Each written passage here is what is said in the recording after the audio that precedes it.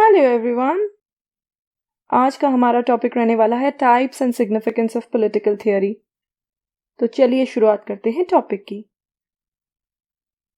शुरुआत करते हैं टाइप्स ऑफ पॉलिटिकल थियोरी से, जिसे हिंदी में कहते हैं राजनीतिक सिद्धांत के प्रकार।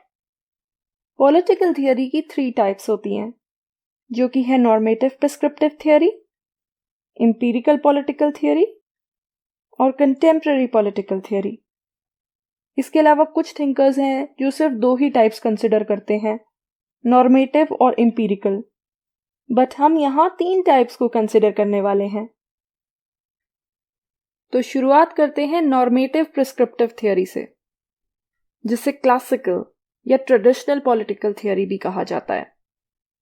एवोल्यूशन ऑफ पॉलिटिकल थियोरी वाली वीडियो में भी तो हमने इसको समझा था, ये वही है। तो अगर आपने मेरी वो वाली वीडियो देखी है, आपको इन टाइप्स को समझने में कोई दिक्कत नहीं आने वाली है। इनफैक्ट आपका एक तरीके से रिवीजन ही हो जाएगा। तो इसको नॉर्मेटिव प्रिस्क्रिप्टिव इसलिए कहा जाता है क्योंकि ये नेचर में नॉर्मेटिव प्रिस्क्रिप्टिव है। ये व्हाट ऑट टू बी पर फोकस करती है, बजाय कि व्हाट इज पर फोकस करने के। इवेंट्स को या फिनोमेना को एज इट इज डिस्क्राइब नहीं करती है, बल्कि साथ ही साथ फर्दर ये भी बताती है कि क्या होना चाहिए। तो एक आइडियल स्टेट कैसी होनी चाहिए, आदर्श राज्य कैसा होना चाहिए। इसीलिए ये एक वैल्यू ओरिएंटेड पॉलिटिकल थियोरी भी है। ये वैल्यूज को इंपॉर्टेंस देती है, मॉरल आउटलुक पर फोकस करती है।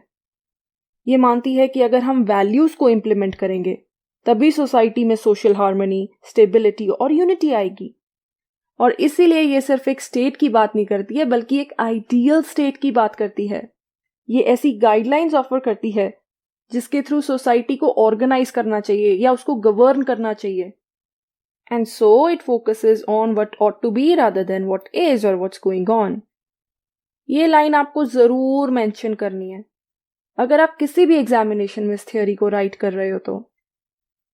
और इसका जो प्राइम गोल है या ऑब्जेक्टिव है, वो है बेस्ट स्टेट को फाइंड करना या बेस्ट पॉलिटिकल ऑर्डर को आइडेंटिफाई करना, ताकि एक गुड ऑर्डर सोसाइटी को एस्टैब्लिश किया जा सके।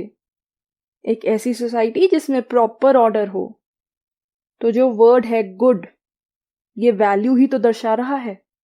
गुड, बैड, मॉरल, इमोरल, ये सब मॉरल वैल्यूज ही तो हैं। इस थियोरी के मेन प्रोपोनेंट्स कौन है? मैंने पहले भी बताए थे, प्लेटो, एरिस्टोटल, मिडिल एजेस से सेंट ऑगस्टीन, विच मीन्स की डिवाइन राइट थियोरी के सपोर्टर्स भी नॉर्मेटिव प्रिस्क्रिप्टिव थियोरी में आते हैं। एज वेल एज हमारे भारत से कौटिल्य भी नॉर्मेटिव प्रिस्क्रिप्टिव थियोरी के प्रोपोनेंट हैं, जिनके आइडियाज में हमें नॉर्मेटिव प्रिस्क्रिप्टिव थियोरी देखने को मिलती है। और इसका इमर्जेंस कब हुआ था? इमर्जेंस हुआ था ड्यूरिंग द ग्रीक पीरियड। और ये लास्ट कब तक किया? कब तक किया बताओ? एवोल्यूशन वाली वीडियो में मैंने बताया है। ऑल्सो ये पॉलिटिकल फिलॉसफी और पॉलिटिकल थियोरी के बीच में कोई डिफरेंस नहीं मानती है। It considers both the same, क्योंकि दोनों ही मॉरल्स और आइडियल से डील करते हैं। ये बात करते हैं कि एक आदर्श राज्य कैसा होना चाहिए, स्टेट का क्या नेचर होना चाहिए, क्या उसका पर्पस होना चाहिए, सिटीजन्स को एक अच्छा आचरण रखना चाहिए। तो इसमें जो स्टेट होती है वो होती है यूनिट ऑफ एनालिसिस। अलग अलग नामों से उसको रेफर किया गया, पोलिस, कॉमनवेल्थ या बॉडी पॉलिटिक। मेन आधार ही स्टेट है ट्रेडिशनल या क्लासिकल पॉलिटिकल थियोरी का। तभी तो इसका ऑब्जेक्टिव है एक बेस्ट स्टेट को फाइंड करना, और इसके लिए यह कंपैरेटिव स्टडी भी करती है। इसमें भी डिफरेंट फॉर्म्स को कंपेयर और क्लासिफाई किया जाता है, जैसा कि एरिस्टोटल ने किया। मोनार्की, अरिस्टोक्रेसी, डेमोक्रेसी जैसी फॉर्म्स को कंपेयर किया गया, ताकि ये फाइंड आउट किया जा सके कि इनमें से बेस्ट फॉर्म कौन सी है। ऑल्सो इस थियोरी का एम रहता है कि रिलायबल नॉलेज को एक्वायर किया जा सके। इसके लिए ये रैशनैलिटी को यूज करने की बात करती है। तो ये होती है नॉर्मेटिव प्रिस्क्रिप्टिव थियोरी, जो कि एथिकल होती है, मॉरल वैल्यूज की बात करती है। इसीलिए ये वैल्यू ओरिएंटेड होती है। और इसको नॉर्मेटिव प्रिस्क्रिप्टिव इसलिए कहा जाता है क्योंकि ये क्या है की बजाय क्या होना चाहिए पर फोकस करती है। जैसे कि कौटिल्य बताते हैं कि एक राजा को क्या क्या करना चाहिए अपने आप को पावर में रखने के लिए। या प्लेटो बताते हैं कि आइडियल स्टेट कैसी होनी चाहिए। उसके बाद आती है एम्पिरिकल पॉलिटिकल थियरी, जिसे मॉडर्न और साइंटिफिक पॉलिटिकल थियरी भी कहा जाता है। इसके साथ ही साथ इसको डिस्क्रिप्टिव पॉलिटिकल थियरी भी कहा जाता है। क्लासिकल और ट्रेडिशनल क्या होती है, वो प्रिस्क्रिप्टिव होती है, और एम्पिरिकल पॉलिटिकल क्या होती है, ये डिस्क्रिप्टिव होती है। इवेंट्स को डिस्क्राइब और एक्सप्लेन करती है, और ये इमर्जेंस में आई during the 20th century. Empirical political theory इसे इसलिए बोला जाता है क्योंकि ये एम्पिरिकल स्टडीज पर फोकस करती है। ये व्हाट शुड बी की बजाय व्हाट इज पर फोकस करती है, जो कि नॉर्मेटिविज्म का ऑपोजिट है, और उसको ये रिजेक्ट करती हैं, बल्कि उसको तो एक यूटोपिया मानती हैं, एक ऐसा आदर्श जो कि सिर्फ आइडियल्स की बात करता है, प्रिंसिपल्स की बात करता है, रियलिटी की बात नहीं करता है। और एम्पिरिकल या मॉडर्न पॉलिटिकल थियरी का प्रयास होता है कि पॉलिटिकल थियरी को एक साइंटिफिक डायमेंशन प्रोवाइड की जाए, पॉलिटिकल थियरी की भी एक साइंटिफिक तरीके से स्टडी हो, जैसा कि नेचुरल साइंसेज में होता है, और इसीलिए ये वैल्यू फ्री है। फैक्ट्स को वैल्यूज से अलग रखने की बात करती है, क्योंकि वैल्यूज ऑब्जेक्टिविटी को इफेक्ट करती हैं, और एम्पिरिकल थियरी ऑब्जेक्टिविटी को ही तो सपोर्ट करती है। ये मानती है कि अगर हमें पॉलिटिकल थियरी को साइंटिफिक बनाना है तो हमें इसमें ऑब्जेक्टिविटी लानी पड़ेगी, निष्पक्षता या वस्तुनिष्ठा लानी पड़ेगी, अनबायस्ड होकर वैल्यूज को साइड में रखकर एक स्टडी करनी पड़ेगी, ताकि एक प्रॉपर कंक्लूजन पे पहुंचा जा सके और एक साइंटिफिक थियरी को डेवलप किया जा सके। और इसका ऑब्जेक्टिव भी यही था कि पॉलिटिकल थियरी को साइंस की तरफ ले जाया जाए, उसमें साइंटिफिक टेक्निक्स को इंक्लूड कर शामिल कर पॉलिटिकल थियरी की एक साइंटिफिक तरीके से स्टडी की जाए, with the help of tools borrowed from the sciences. ये थियरी एम्पिरिकल है। ये मानती है कि नॉलेज वही है जिसको 5 सेंसेस के थ्रू ऑब्जर्व किया जा सकता है, तो इसीलिए it is concerned with factual observation, empirical analysis and explanation. तो फॉर एग्जाम्पल, अगर मैं आपको एग्जाम्पल के थ्रू समझाना चाहूँ, तो अगर कोई वर्कर्स प्रोटेस्ट चल रहे हैं किसी कंट्री में और हमें उन्हें एम्पिरिकल पॉलिटिकल थियरी के थ्रू समझना है, तो सबसे पहले तो हम उन प्रोटेस्ट को क्लोजली ऑब्जर्व करेंगे, फिर उन प्रोटेस्ट के बारे में अलग अलग सोर्सेज से डेटा कलेक्ट करेंगे। इसके बाद जो वर्कर्स प्रोटेस्ट कर रहे हैं उनका इंटरव्यू लेंगे, ताकि ज़्यादा से ज़्यादा डेटा कलेक्ट किया जा सके, और फिर उस डेटा का एनालिसिस करेंगे, और फिर हम एक कंक्लूजन ड्रॉ आउट कर पाएंगे। This is the empirical political theory. ये फैक्ट्स और डेटा को स्टडी का आधार मानती है, और ये भी मानती है कि ह्यूमन बिहेवियर को स्टडी किया जा सकता है अगर हम एक निष्पक्ष या ऑब्जेक्टिव तरीके से उसकी स्टडी करें। तो जिन वैल्यूज की क्लासिकल थियरी बात करती थी, उन वैल्यूज को ये दूर रखने की बात करता है, और जहां क्लासिकल थियरी का कंसर्न था प्रिंसिपल से, आइडियल से, एम्पिरिकल पॉलिटिकल थियरी का कंसर्न है पॉलिटिकल प्रोसेसेस और इंस्टीट्यूशंस की स्टडी से, जैसे कि लेजिस्लेचर, एग्जीक्यूटिव, जुडिशरी, क्या क्या स्ट्रक्चर्स, क्या क्या फंक्शंस परफॉर्म करते हैं, वो ये स्टडी करती है। इसके अलावा कैसे सिटीजन्स पॉलिटिकल प्रक्रियाओं में पार्टिसिपेट करते हैं, इसकी भी ये स्टडी करता है। तो जो मेन प्रोपोनेंट्स हैं एम्पिरिकल पॉलिटिकल थियरी के, वो हैं Charles Merriam, Robert Dahl, David Easton, Gabriel Almond and Graham Wallace.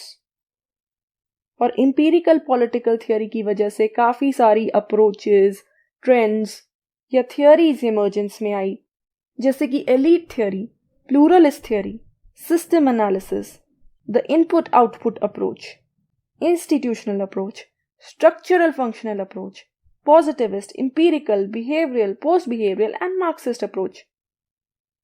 Almost इन सभी की सभी अप्रोचेस पर मैं वीडियोस बना चुकी हूं, डू चेक देम आउट। तो ये होती है एम्पिरिकल पॉलिटिकल थियरी, जो व्हाट शुड बी की बजाय व्हाट इज पर फोकस करती है। ये कहती है कि हमें आइडियल स्टेट की बातें नहीं करनी चाहिए, बल्कि एक स्टेट कैसी है उसकी स्टडी करनी चाहिए। पॉलिटिकल थियरी को साइंस की तरफ ले जाना चाहिए। और इसके बाद आती है कंटेम्प्ररी पॉलिटिकल थियरी, जो कि कंबाइन करती है नॉर्मेटिव थियरी को एम्पिरिकल थियरी से। ये दोनों का ही एक मिक्सचर है। ये थियोरी एग्जिस्टेंस में आई थी as a reaction against the empirical theory. इसका मानना था कि हम क्यों वैल्यूज को फैक्ट से अलग रखकर स्टडी करें, क्यों ना हम दोनों की साथ में स्टडी कर लें। तो इसीलिए ना ये नॉर्मेटिव थियोरी के अगेंस्ट है, ना ही एम्पिरिकल थियोरी के अगेंस्ट है, बल्कि दोनों को कंबाइन करती है, दोनों को साथ में मिलाकर स्टडी करने की बात करती है। What should be combined with what is. पहले हम स्टेट की बात कर लें कि स्टेट क्या होती है, क्या फंक्शंस परफॉर्म करती है, क्या उसके इंस्टीट्यूशंस हैं, और उसके बाद हम एक आइडियल स्टेट भी बता दें। ये होती है कंटेम्पररी पॉलिटिकल थियोरी। तो ये व्हाट शुड बी की भी बात करती है, व्हाट इज की भी बात करती है, ऑब्जर्वेशन को भी सपोर्ट करती है, और साथ ही साथ रैशनैलिटी के यूज को भी सपोर्ट करती है। ये हिस्टोरिकल भी है। ये कहती है कि अगर हमें किसी भी फिनोमेना को स्टडी करना है तो इसके हिस्टोरिकल कॉन्टेक्स्ट की भी हमें स्टडी करनी चाहिए। तो अगर हम इंडिया यूएसए के रिलेशंस को समझ रहे हैं तो इसके लिए ज़रूरी है कि हम दोनों ही कंट्रीज के रिलेशंस की हिस्ट्री को भी समझें। It also focuses on the conceptual analysis. ये मानती है कि हमें कॉन्सेप्ट्स की लाइक डेमोक्रेसी, इक्वालिटी, लिबर्टी, ऐसे कॉन्सेप्ट्स की एक प्रॉपर एनालिसिस करके, एक सिस्टमैटिक तरीके से एनालिसिस करके स्टडी करने की ज़रूरत है। और इसके जो मेन प्रोपोनेंट्स हैं वो हैं Robert Nozick, John Rawls, Brian Barry और मिशेल फूको। ये मानती है कि साइंटिफिक एक्सप्लेनेशंस और वैल्यूज साथ साथ एग्जिस्ट कर सकती हैं, और ये थियोरी प्रेवलेंस में आई सिंस द 1970s। साथ ही साथ ये डिस्कोर्स और लैंग्वेज पर भी एम्फेसिस देती है। ये मैंने प्रीवियस वीडियो में एक्सप्लेन किया था कि ऐसा क्यों है। इसके अंदर एक स्कूल ऑफ थॉट है जिसमें पोस्ट मॉडर्निस्ट और पोस्ट स्ट्रक्चरलिस्ट आते हैं, और वो ट्रूथ को ही क्वेश्चन करते हैं। वो कहते हैं ट्रूथ जैसी तो कोई चीज़ ही नहीं है, बल्कि हमें डिस्कोर्स पे, डिस्कशंस पे और लैंग्वेजेस पर ध्यान देना चाहिए, उस पर फोकस करना चाहिए जो हमारी नॉलेज को शेप करते हैं। तो कंटेम्प्ररी पॉलिटिकल थियोरी में फर्दर स्कूल्स ऑफ थॉट आते हैं, डिफरेंट पर्सपेक्टिव्स आते हैं, जैसे कि feminism, multiculturalism, environmentalism, post modernism, post structuralism, post colonialism या मल्टीकल्चरलिज्म। तो ये होती है कंटेम्प्ररी पॉलिटिकल थियोरी, जिसने कि व्हाट इज और व्हाट शुड बी को कंबाइन कर दिया और पॉलिटिकल थियोरी के स्कोप को ब्रॉड कर दिया। तो आइए अब समझ लेते हैं सिग्निफिकेंस ऑफ पॉलिटिकल थियोरी के बारे में। ये topic exam point of view से भी इम्पोर्टेंट है, क्योंकि पोस्ट ग्रेजुएट लेवल पर यूजुअली ये सवाल पूछा जाता है कि meaning, nature and significance of political theory को एक्सप्लेन कीजिए। तो पॉलिटिकल थियोरी की सिग्निफिकेंस या इंपॉर्टेंस ये है that it is a guide to political concepts. Political theory के थ्रू हमें अलग अलग पॉलिटिकल कॉन्सेप्ट्स के बारे में जानकारी मिलती है, जैसे कि freedom, equality, justice, democracy, secularism, sovereignty. और सिर्फ यही नहीं, बल्कि अलग अलग पर्सपेक्टिव से जानकारी मिलती है। इसके थ्रू हम ये समझते हैं कि क्लासिकल थिंकर्स ने फ्रीडम को कैसे डिफाइन किया है और मॉडर्न थिंकर्स ने फ्रीडम को कैसे डिफाइन किया है। तो हमें एक ऑलराउंड व्यू मिल जाता है इन कॉन्सेप्ट्स का। और इसके साथ हमें concepts like rule of law, separation of power, judicial review के बारे में भी जानने को मिलता है। एक तरीके से हम इन कॉन्सेप्ट्स की एवोल्यूशन को भी स्टडी कर सकते हैं पॉलिटिकल थियोरी के थ्रू, क्योंकि हमें पता चलता है कि समय के साथ साथ कॉन्सेप्ट्स लाइक फ्रीडम, सॉवरेनिटी और इक्वालिटी कैसे इवॉल्व हुए। Another significance is that it offers a broader perspective. क्योंकि पॉलिटिकल थियोरी नॉर्मेटिविज्म और एम्पिरिसिज्म का एक मिक्सचर है, ये एक ब्रॉडर पर्सपेक्टिव ऑफर करती है। इसके थ्रू हम सिर्फ यही नहीं समझते कि स्टेट क्या है, स्टेट के फंक्शन क्या हैं, बल्कि ये भी समझते हैं कि स्टेट कैसी होनी चाहिए, उसका क्या रोल होना चाहिए, क्या फंक्शंस उसको परफॉर्म करने चाहिए। तो दोनों ही तरीकों की स्टडी इसमें हो जाती है। साइंटिफिक एस्पेक्ट भी इसमें कवर हो जाता है और वैल्यू एस्पेक्ट भी कवर हो जाता है। तभी इसे कहा जाता है that political theory is political science and political philosophy combined together. इसकी एक और बहुत इंपॉर्टेंट सिग्निफिकेंस है, और वो ये कि ये प्रॉब्लम्स के प्रति सॉल्यूशंस को प्रेजेंट करती है। इसी प्रकार प्लेटो ने भी फिलोसोफर किंग का कॉन्सेप्ट दिया ताकि ग्रीक स्टेट्स में करप्शन को एंड किया जा सके। तो थ्योरी सिर्फ प्रॉब्लम्स की ही बात नहीं करती हैं, बल्कि एक सॉल्यूशन भी ऑफर करती है। तभी तो इनको प्रिस्क्रिप्टिव माना जाता है।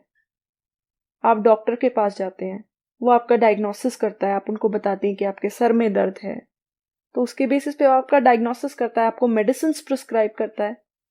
यही काम पॉलिटिकल थियरी करती है।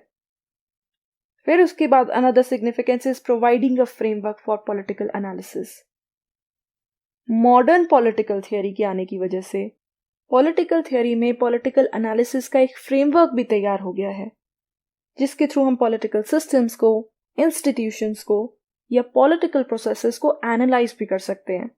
और इस एनालिसिस के लिए अप्रोचेस का भी यूज किया जाता है, जैसे कि स्ट्रक्चरल फंक्शनल अप्रोच है या सिस्टम्स अप्रोच है।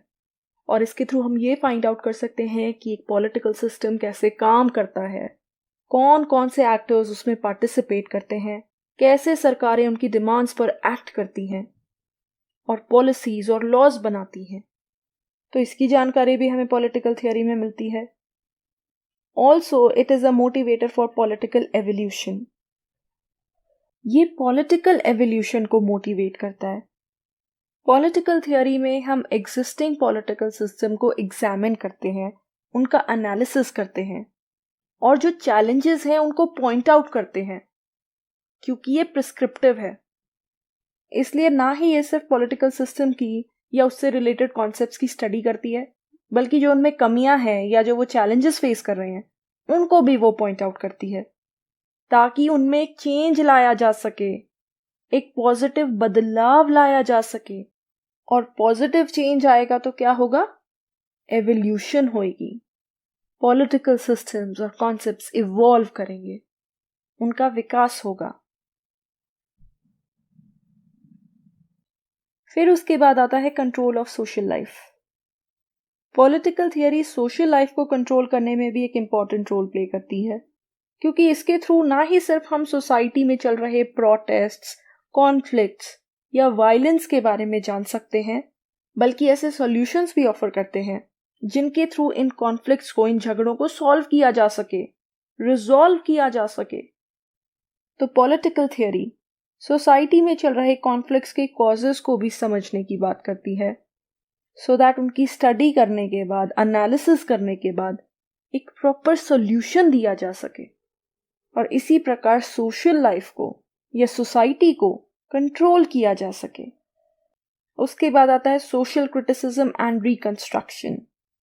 ट्रेडिशनल पॉलिटिकल थियरी का कंसर्न होता था राइट या रॉन्ग से, गुड और इविल से। उनकी कोशिश यही होती थी कि एक गुड सोसाइटी को क्रिएट किया जाए।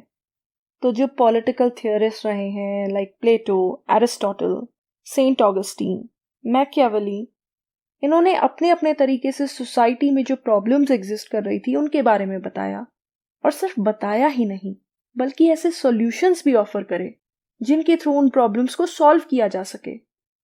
इसी को कहा गया है रिकंस्ट्रक्शन।